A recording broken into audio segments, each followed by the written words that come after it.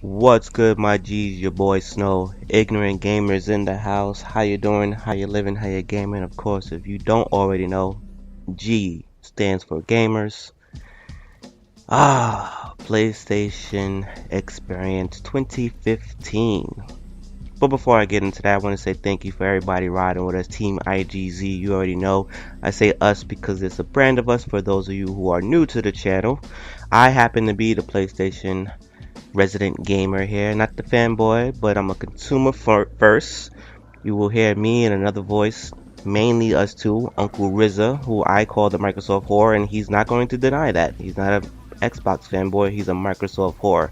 And then Nigel is slowly but surely becoming evil with his PC race garbage, but that's nothing to say. But there's a few more of us, so you'll stick around, give us a couple of videos, and you can hear a message similar like this. And if you ain't feeling this, then you can unsubscribe. But for now, why not? It's only free, right? Moving right along. PlayStation Experience 2015. I remember the first one last year. Well, technically, the really alpha beta one is when they announced the PlayStation 4, but we won't get into that. But last year, the PlayStation Experiences was pretty decent.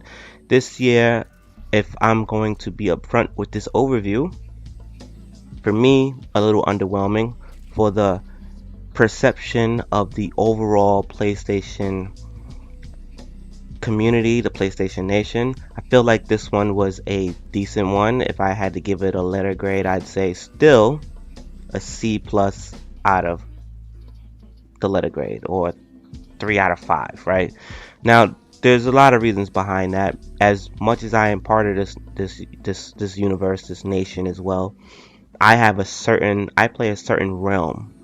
I love PlayStation for the various amounts of games that we get. We get so many games, and I can afford to not look at 70% of the games. Now, when I mean the games, I'm talking about stuff that comes from PlayStation, and that always influences, my purchase when I get a console way back to the Sega days, and of course, maturity of the content too, which is why I got away from Nintendo. Now that I got that little small part out of the way, being in part of the PlayStation 4 world, it was almost a no-brainer for me to go PlayStation 4, just because I was embodied into the network and etc. etc. I do have an Xbox 360. I got that late, and I have an Xbox One. So with that said, for what I like, what's been happening hasn't really been what I tell people about with the PlayStation universe just as of yet. 2 years in, and this is still a theme right now. And I think for the first time I'm realizing that this show explains to me why there has been, and it's not an excuse, this is just what I think, and for me it's a little annoying. But let's just start with how the show opens with Uncharted 4. Boom, right? I like Uncharted 4. Uncharted 4 will be here in a couple months. There's the Uncharted beta that's going on right now that I feel left out on because, I contribute to the betas for the PlayStation, well, for Uncharted as well. And, for the most part, I enjoy playing it, but I'm locked out of it because I didn't buy, the Nathan Uncharted collection. So me being a fan of the game, playing Uncharted 2, playing Uncharted 3, getting Uncharted 1 late and finishing those things by myself is either, hey, yeah, we know you played all 3 of our Uncharted, but buy this one that embodies all that in order to play our beta for the next one that we already know you're gonna buy. And that to me is kind of off-putting, but that is what it is. What I like about the Uncharted 4 was, they kind of set the narrative a little bit more, and basically what they wanted to show off was his brother's here, his brother's alive, his brother's in trouble, and the highlight was they give you the illusion that you have choice making narratives. Now the reason why I say illusion is because I don't know if you play through the game and if you pick certain answers, it will take you to certain down paths towards the end. But I like that it's in there, and I love how they explain what was happening and kind of introduce another part of the story. So I wonder if all of them have the same part that introduces you to another part of the story that, as an Uncharted fan, I'm not going to spoil it because I did not know that happened until I watched that trailer. So that was pretty cool. Moving ahead, we had the Final Fantasy VII remake, and I'm gonna go ahead and say this. I haven't said this before, but this one hit me. Final Fantasy, Square Enix is Capcom with all these damn remakes. I mean, I don't know how many times this Final Fantasy VII game is going to come out, and I understand that my PlayStation Nation family loves it every time. But I'll be fair, the Street Fighter community loved it every time. When Street Fighter 2 came out with like 80 different renditions, and Street Fighter 4 basically did the same thing. Shadow, it never happened to Street Fighter 3. Stop telling me, Nigel, that Street Fighter 3 is the best Street Fighter. You better stop that garbage. But that is really off-putting to me. What I will say is the PC version is out now. So if you guys who don't want to wait for that to come out, you guys go play the remake on the PC right now. The next thing that came out, I think Shelby Cox came out, and before I get to Shelby Cox, Sean Layden was wearing a Crash t-shirt. Now, PlayStation community guys, you guys know we'll take any bait.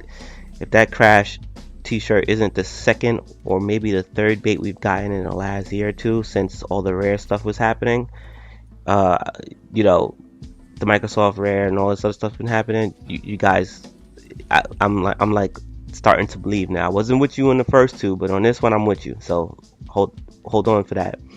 Black Ops 3, they get announced. I don't understand why Black Ops 3 is on here, but it's here. They announced the Awakening DLC, which is 30 days ahead of the Xbox and the PC. Then they announced the COD World League, which is supposed to be the esports #1 for COD, and COD is leading the way, I guess, now for esports. And they also wanted to make sure that they told you that PlayStation, along with Activision, is the official partner for that game. Then they talk about Star Wars Battlefront, and Star Wars Infinity. And they kind of let us know that the Battle Jakku DLC, which is coming, is from the new movie, and basically you're experiencing it before the movie. So that's cool for you Star Wars fans. Still don't understand why that's here, but one of the mantras with this, if you didn't realize, that the Black Ops and the Star Wars thing is like better with PlayStation. That whole thing that's going on right now, better with PlayStation. I'm gonna get back to that a little later while I'm covering this overview. Then they showed Star Wars Battlefront clips from, in my opinion, the EA sponsored YouTubers, the people who are part of that, about Toucan or whatever the hell they call that shit. I think Jack Fags was up there, the homie, I just drew a blank on this dude's name. Pony, and I forget who else, and it actually got put onto a new one. So they showed those clips. We did have a dope clip in there. I think it was Vader killed the X-Wing or some shit with with his lightsaber, and I thought that was pretty dope. Excuse me as I sip this iced tea. It literally is Lipton iced tea, people. Moving on to the Battleborn, Richard Pitford from Gearbox, who is a Borderlands developer, came out. He explained what Battleborn is. It's a hero shooter, 25 heroes, PvP, competitive jump off, huge campaign which has a solo and a co-op and a split screen couch co-op. He's going to have the open beta for PS4 users early 2016 and the first access. Plus, if you play the PS4 beta, you get a free bonus character after the main game is launched. So that's pretty dope. They're gonna work on it after the main game is launched, and when it's ready for you guys to have. They announced that the 15 after the 15 characters already announced for the game, they announced Toby, who is the 16th, which you're gonna see for like a week now. He's the 16th character announced in that game. They still got 9 more after that, and he's a penguin in a mech with some funny call outs. The game was wacky. The Borderlands game was an experiment itself, so you gotta give them some points on not being afraid to challenge that. And look how successful Borderlands has been, so that's cool. Also, PlayStation 4 beta users will get a chance to use Toby, and I think this game is available May 3rd. So we move on to the sixth item, which is Street Fighter 5. Mr. Yoshinori Ono, Mr. Ryu himself, I guess, came out with the Ryu hands and the Ryu headband, and they announced a new character. I'm a little messed up on which way is it. Is it Fang or is it Fawn? Because I've heard the announcer say Fawn and I heard the interpreter say Fang, so I'm not sure. But he's the final character, and Mr. Ono was very happy, and I agree, he should be, that information did not leak. We live in a world of leaks, man. But in my opinion, there's only three things that leak: superhero movies, video games, and hip hop. And that is a shot at the music industry. Nothing else fucking leaks. They say February 16th is when this game is dropping. They also told us that Alex, Gal, Borog, Ibuku, Yuri, and Yurin will also be post-launch characters that if you buy the season pass you can get, but you can earn them as well. So I'm actually very curious of what the earning method will be to offset the season pass thing. But as I like to call Cashcom, I think that's a very good scene just on paper. And then they had the Capcom Cup, which ended I think the next day. By the time you see this video, it's probably already done, so don't even worry about it, right? You can go look it up if you really care. The next item on the list was this game called, Dead Star. They announced 2 new modes, Escape Run, Capital Shape, whatever. What was really cool, and I've been seeing this a lot lately, is Adult Swim games. I've been watching a lot of Adult Swim lately, and they be saying their little 1-2 thing, so it's nice to see a full out thing for the PlayStation 4, or for the consoles rather, because I'm sure not all the stuff is exclusive. They showed Death's Gambit, Raise the Dead, Duck Game, Rain World, Small Radios, Big Television, and then Double Fine is in there as Headlander. And the next item after that was that Day of the Tentacle Remaster, another Double Fine game, will be available in March 2016, which don't really mean nothing to me. I remember that damn game, but what does mean something to me lightly is this game called Full Throttle. As a kid, Game Pro magazines, Game Informer, all those kind of magazines, you would always see some games that you would never have access to. Full Throttle was one of those games I never had access to, but it always had my attention. I swear to you, Full Throttle must have been in that magazine, Game Pro magazine, for 2 years, bro, for me to not even be able to touch it. So it's coming out as a remaster for the PlayStation 4 and the Vita. Emphasis on the Vita, right? It's going to have updated audio, graphics, etc. And they're giving the original version. So, for me, that's one takeaway if I can get to it based on my huge backlog and expectations of stuff that I'm going to be adding to my game list down the line. So, we'll see. Then if you don't know, Psychonauts 2 was already kind of sort of announced.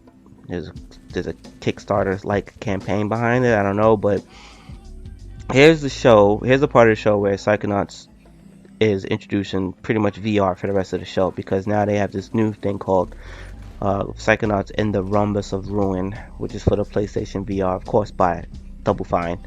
And there wasn't much about that. I already said too much than the trailer did. Moving on, they have this thing called Invisible Ink, which is a tactical espionage game. Don't Starve Together, which is a game that if you on PC or if you like this game and you've been following it, this is like damn near 2 years too late, and this is probably coming out next year, so it's 3 years too late. Don't Starve Together is the co-op version of Don't Starve, so we'll see. I love Don't Starve, but I don't know if I feel like doing that again. Next game, Zodiac or Canon Odyssey, which a lot of people don't know. This was an iOS game, now coming to the PS4 and the Vita. And the people who are behind this game are the people who created Final Fantasy VII and Final Fantasy Tactics. So I'm guessing you Final Fantasy VII motherfuckers will probably look at this game, right? It is an action RPG.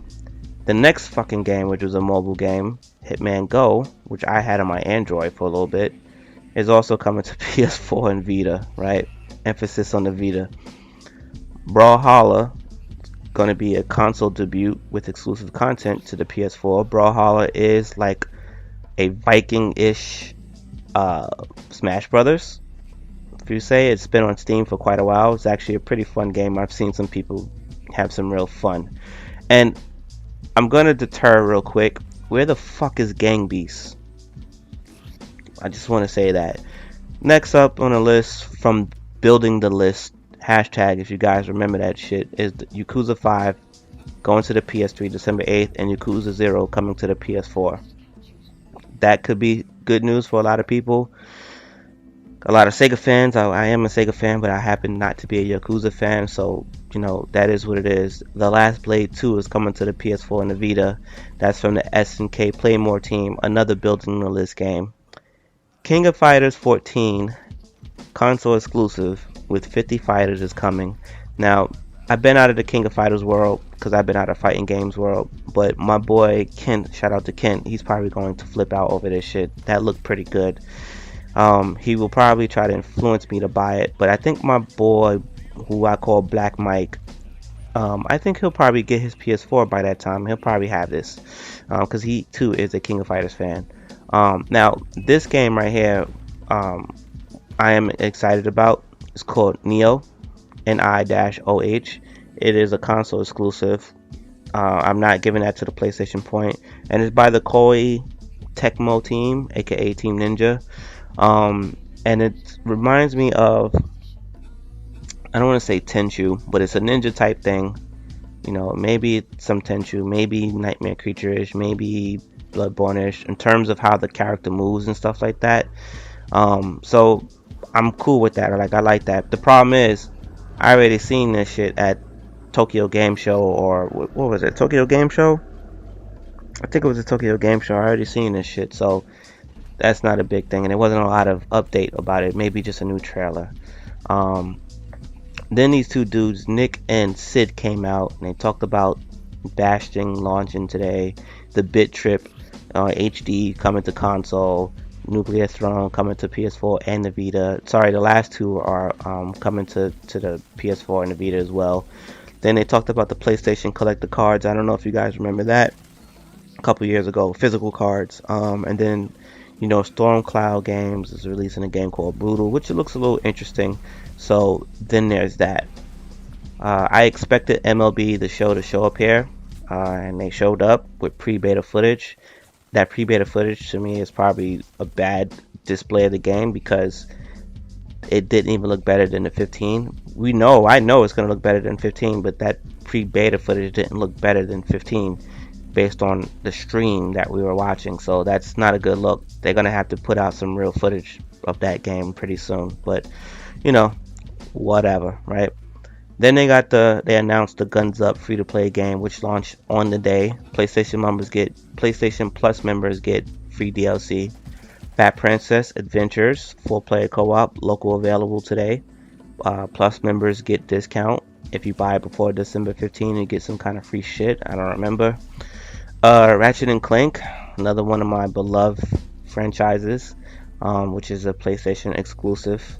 You know, Ted Price of Insomniac Games came out and said that, you know, there's a movie coming out April 28th, and that this game, which is the game based on the movie, based on the game, comes out April 12th. They've modernized the controls, they've added new gameplay, and they are pretty confident that, you know, the new players and the old players will be able to enjoy this game.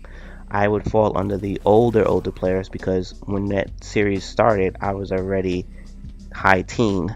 So how I caught on to it and how it holds a little special to me, I was already on the way out. You get what I'm saying? But I do enjoy the game. You know, so that's probably like another point that I can give for me. And then the stuff that I have absolutely no affliction for whatsoever, no affinity towards whatsoever, is the PlayStation VR segment. This group called Magic Lab comes out.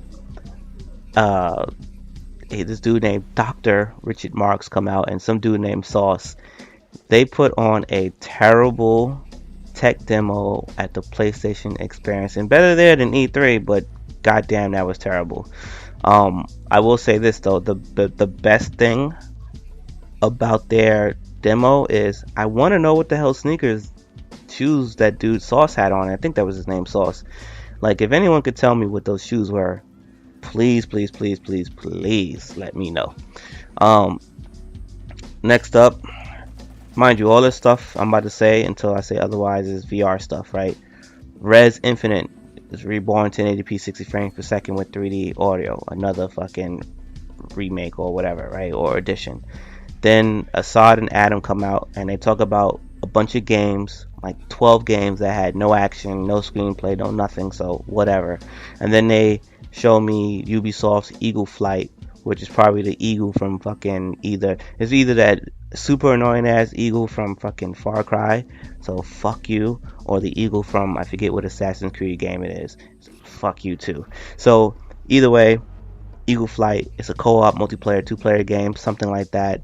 And remember what I meant, and those are VR games. Remember what I said earlier about me having an idea why I'm short on fucking games.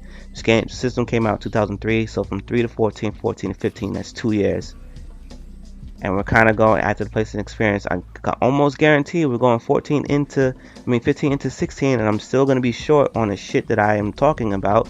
Is that Sony Worldwide Studios is working on fucking VR games, which is more annoying for me because I do not like VR. VR is going to be a bigger fail the second time around. This is not the first time. Just as worse, if not more worse, because it costs more money to do this than 3D gaming, aka 3D TV, which was the agenda that they're pushing. The first time they was pushing VR, Nintendo took the hit, and it was to push VR for across the industry everywhere because everyone else was working on this.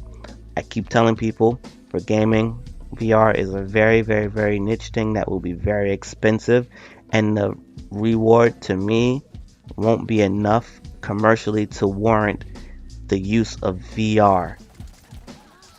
The games will always break these fucking things. Always. So, my studio's working on this. Santa Monica Studios. Why is Santa Monica Studios working on a motherfucking VR game about motherfucking zombies?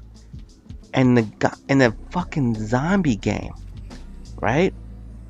The zombie game is a fucking modern zombie taxi code. What the fuck is that? Like, why? Why is the God of War devs working on that? You know what I would have liked for them to do? Not God of War. Maybe they could have put Downhill Domination in VR and do that. Like, son, they could have did Flow.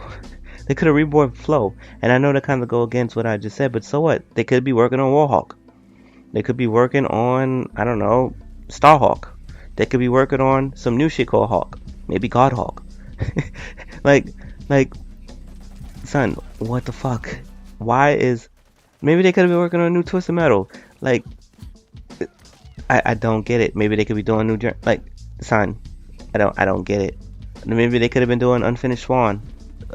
Maybe they could have been doing another version of PlayStation Battle All-Star Royale. Like, son, why?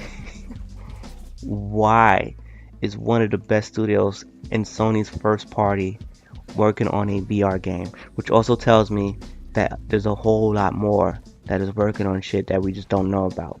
And they might be doing collaborative efforts, which is stopping the reason why PlayStation owners who were from the P2 or even the P1, but P2 to P3 to P4, which is a lot of us. That number that PlayStation has right now, of that 30 million sold right now, I can almost guarantee you, almost 15 million of us are the crowd that I just said. The P2, P3, P4 who buy the consoles for the shit. Matter of fact, I'm gonna go back and drop that to 10 million. And the reason why I'm saying that is because I'm not sold on the idea that the Gran Turismo dudes who was looking for a reason to buy a PS4 bought a PS4 to play Drive Club. I refuse to believe 5 million of those guys did that. I believe some of those guys are mixed in with us. So that is crazy. And still, we just got news about Gran Turismo. There was no Gran Turismo at this PSX thing. Moving on. Fucking Job Simulator 2050. Golem, which probably looks like the only thing worth looking at, was called Golem. And the other only thing that was pretty dope that I will give points to, which is called 100-foot robot golf, which is like some destruction melee in the city. Like, what was that? Monsters. What was that Super Nintendo NES game where the monsters would fight in the city, knocking down the city over? But you're doing that while you're playing golf, and it could be solo, it could be split screen, it could be online. I love that. The other thing, which is probably big, not necessarily for me, but I know that the series is beloved, and Ace Combat 7, and I think this is probably going to be a VR title too. It's the 20th anniversary of Ace Combat, which makes a lot of sense since we're in the 20th anniversary of the PlayStation. And yeah, that's pretty dope for Ace Combat fans. My cousin was a big, shout out to Josh Smalls, he was a big Ace Combat fan. I remember watching him thinking like, yo, what the hell, this shit is dope. Shout out to Hawks too. Hawks is a very good game. Ace Combat 1, 2, and I think 3 were probably the best ones. I think they've been hit or miss every now and then. I know people are not liking 6. I think 5 people liked, but yeah, whatever. Destiny, the Taken King, was the next item. And there's a new Taken King event. They're gonna have Sparrow Racing Leagues, which is free for all the Taken King owners. And I think PlayStation users get some exclusive new armor or some Sparrow shit. I don't know what the fuck it was. And then the Hob exclusive console debut, PS4 of course, which is, my boy hit me up. It was like, he keeps telling me I should look in the Hob, and I'm like, bro, you know I'm not gonna play that shit, but whatever. Ni no Kuni 2, Revenant Kingdom, that grabs my attention. I have not played the full game of Ni no Kuni, but Ni no Kuni Wrath of the White Witch, which came out on PS3, but I thought the game was dope. I thought the game was amazing. I enjoyed it. Nigel reviewed it.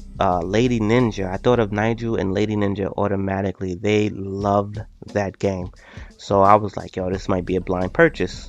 And I'm looking at the footage and I'm like, alright, I know I didn't beat the game, but I'm pretty sure this guy right here is not the same character that I just had. Where's my Pokemon?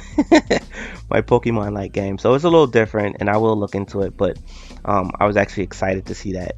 And then the last, which is, I guess, was meant to be a punchline, but it really isn't.